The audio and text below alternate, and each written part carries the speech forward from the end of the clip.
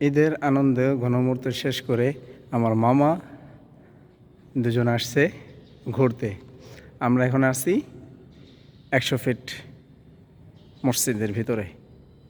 এটি একটি দৃষ্টিনন্দন সুন্দর মসজিদ।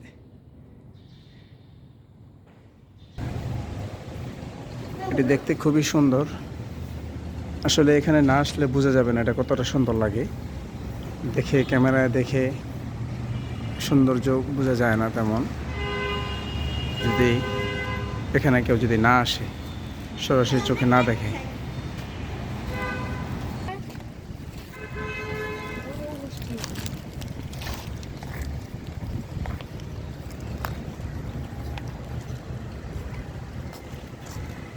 কি খেয়ে